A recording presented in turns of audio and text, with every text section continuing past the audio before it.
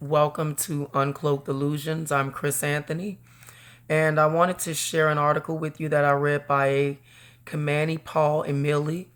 Being Black in America is a disability, Black law professor argues. A Black law professor argues that African Americans should embrace the notion that being Black in America is a disability as a new legal strategy toward enacting protections for the Black community against unconscious bias, stereotyping, and structural inequality. Interesting. The protections for the Black community should be implemented in the Black community. Black on Black crime. The unconscious bias, that's also the bias that Black people tread between each other. And that's something that should be addressed. Stereotyping, unfortunately, is correct for the most part. And I say most. And structural inequality is only an issue in the Black community because Black people do not understand the basics of economics. They don't value education and they don't even value life. Kamani Paul Emili, an associate professor of law at Fordham University and associate director of its law school's Center on Race, Law and Justice, argues that while African Americans might initially spurn the blackness as disability label, it can actually be a wise courtroom plan. So they're trying to incite that maybe Black people should use this particular argument in court, that the reasons that they cannot progress is due to their disability of being Black in America. Ha. Paul Emili argues that being disabled does not have the same extreme negative connotation as it did in the past. And what's more, disability law does not force plaintiffs to show that the harm they've suffered was intentional, that discriminatory effects is always almost enough. The implementations, rather than focusing on malicious intent, disability law accepts the impact of even neutral actions, policies, and programs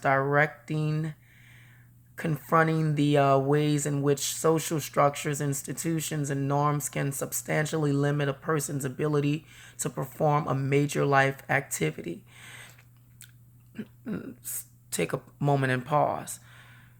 This is implying that the social structure and institutions that's been, I suppose, implemented is fundamentally the reason why Black people have a disadvantage of actually progressing again, and they're slaves to the oppression. Now, mind you, Asians historically have never really integrated in America, and they've also never really voted for any kind of policies or been a part of our political platform.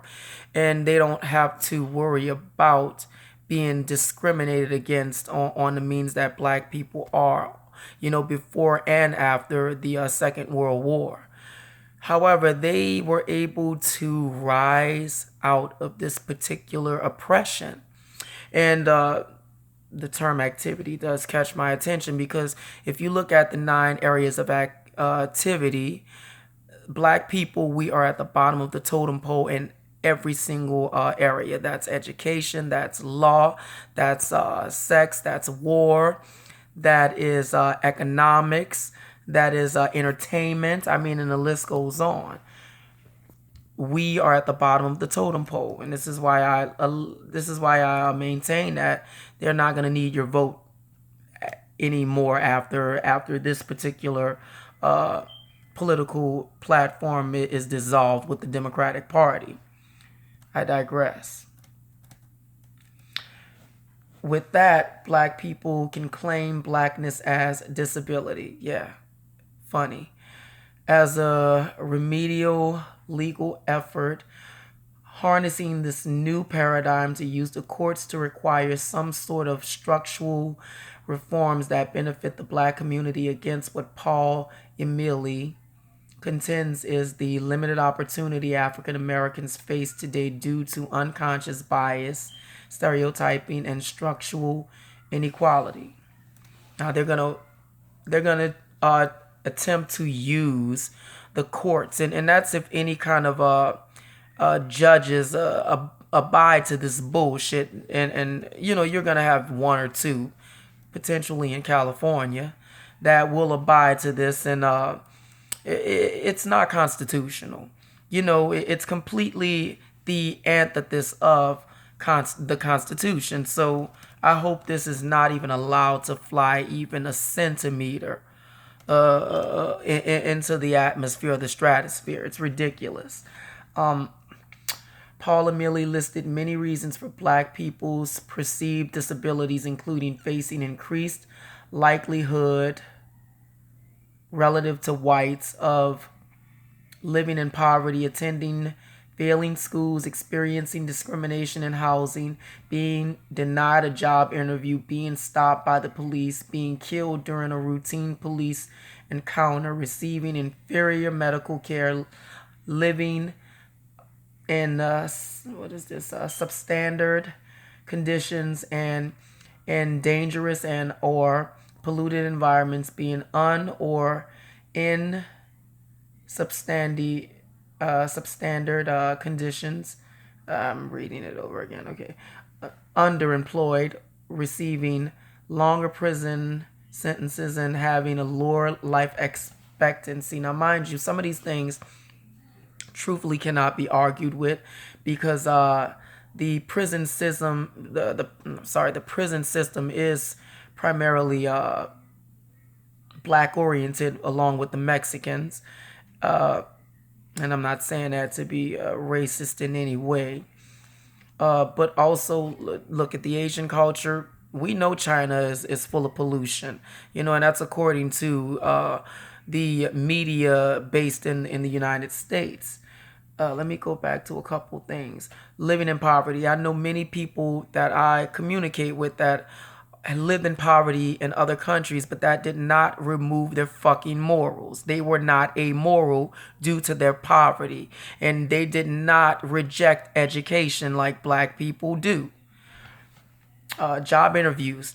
If you go to a job dressed in pants sagging below your asses with a shirt that literally can be perceived as a dress, dreadlocks, tattoos from the face on down, and not even using proper English or proper grammar, I probably would reject your ass in a job interview as well. I would see you and that's enough. I wouldn't even want to speak to you after that, because I wouldn't expect you to speak properly. There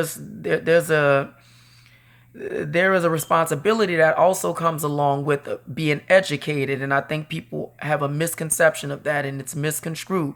When you are educated, when you are evolving consciously, you have a tendency to change. You don't dress and act and speak the same way that you possibly did prior to gaining that knowledge. So let's get that bullshit completely under wrap right there. The schools failing in our systems is due to democratic fucking rule. Excuse my language. Police might not like this, but they do profile, and they have to. They do stereotype. It's a part of their policies. Yes, inferior medical care, that's all around. Black, white, green, purple. That has everything to do with your financial, your finances, and that's the bottom line. I don't give a shit what nationality you are. If you don't have the right dividends, then you're going to get that type of inferior medical care. Okay. This whole notion of police officers killing black people in droves, and statistics show that more white people die in a year's period by police officers than black people do. That's already been proven to be a farce. Okay. And I continue, because this is not supposed to be long. I'm going to allow you guys to read the article. I'm going to place it in the description box. but I'll read this last paragraph. Paul Emili argues that understanding blackness as disabling brings to the force a surprising new approach to addressing discrimination and systematic inequality that has been hiding in plain sight disability law. See, again, with that whole inequality thing, the issue with that again is you would have to explain the Latino community, you would have to explain the Asian community, you would have to explain the African community, and I don't mean African American, but I mean Africans. You would have to explain the Indian community. You would have to explain these things. Look, I'm gonna leave this in the description box and let you get to this. Like, subscribe, leave a comment.